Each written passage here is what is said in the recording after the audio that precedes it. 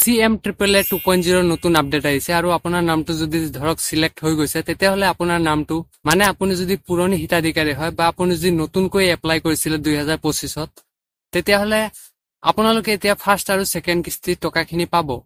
নমস্কাৰ, স্বাগতম জনাইছো সুপ্ৰভাত অসমৰ আন এটা ভিডিঅলৈ। আজিৰ ভিডিঅটো সেই সকলৰ বাবে খুবেই গুৰুত্বপূৰ্ণ যিসকলে আবেদন কৰিছিলে মুখ্যমন্ত্ৰী আত্মনিৰ্ভৰশীল আঁচনিৰ 2.0।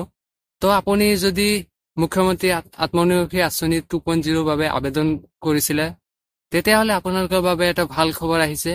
আপোনালোকে প্ৰথম কিস্তি টকাখিনি কেতিয়া পাব? তো মুখ্যমন্ত্ৰী ডাঙৰীয়া নিজে তেওঁ কথাখিনি জনাইছে, গতিকে এই সন্দৰ্ভত নতুনকৈ কি আপডেট আহিছে A to Z সকলোখিনি প্ৰসেস মই আপোনালোকক এই ভিডিঅটোৰ মাধ্যমেৰে জনাম।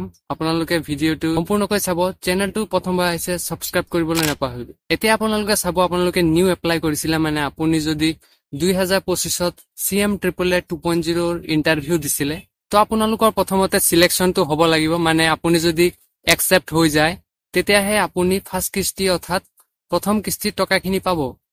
মাত্ৰ আপোনালোকে যেটো আপোনালোকে মোবাইল নম্বৰ দিছিলে আৰু আপোনালোকে যিখন ইমেইল আইডি দিছিলে হেতু আপোনালোকে চেক কৰি থাকিব, মানে তাতে আপোনালোকে আপডেট খিনি পাব। এতিয়া যিসকল পুৰণি হিতাধিকাৰী মানে যিসকল পুৰণি ক্যান্ডিডেট হয় অৰ্থাৎ যোৱা বছৰ ফাৰ্স্ট কিস্তি তেওঁলোকে 1 লাখ টকা পাই গৈছে, তো আপোনালোকৰ মনত আছে যোৱা বছৰ 25,000 অৰ্থাৎ 25,000 নিবনুৱা যুৱক যুৱতী মুখ্যমন্ত্ৰী ডাঙৰীয়াই আত্মনিৰ্ভৰ আঁচনিৰ টকাখিনি প্ৰদান কৰিছে। এতিয়া মই আপোনালোকক জনাইছো যে মুখ্যমন্ত্ৰী ডাঙৰীয়াই কি কৈছে। তেওঁ জনাইছে যে নতুন আপডেটটো হৈছে CM AAA 2.0।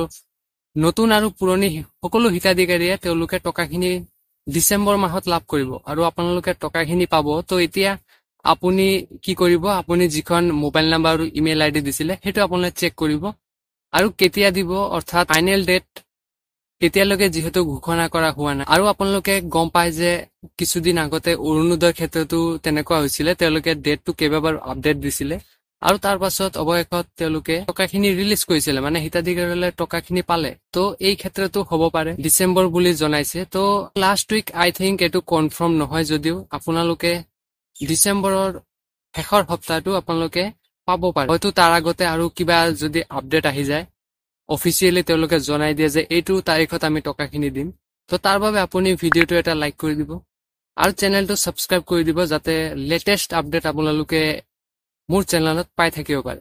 ধন্যবাদ।